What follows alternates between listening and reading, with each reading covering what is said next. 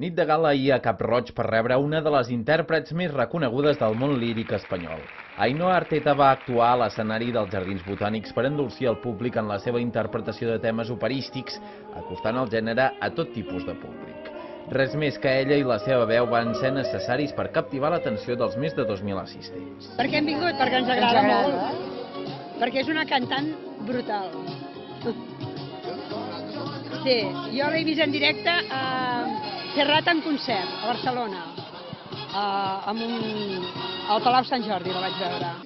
En directe sí, serà la segona vegada, sí. Vaig tenir l'honor de sentir-la al Castell de Cardona, que ell és molt col·laborador del Valentí Fuster i doncs, també té una vessant molt altruista i doncs, va col·laborar amb un benefici d'un concert. Perquè ens agrada molt com canta i el lloc és maquíssim, maquíssim, canti quasi qui canti, és maco de venir-hi. L'Ainhoa feia molt temps que la volíem veure i era una cosa que estava pendent. Fa molta il·lusió venir-la a veure, escoltar aquí directe.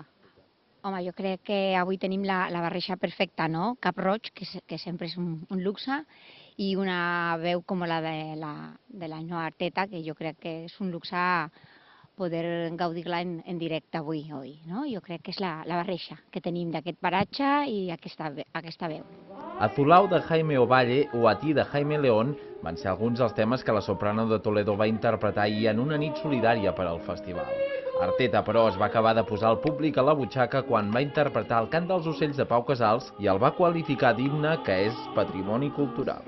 Del preu de l'entrada, l'organització del festival en dedicarà 5 euros per a l'associació Tramuntana de Palafrugell.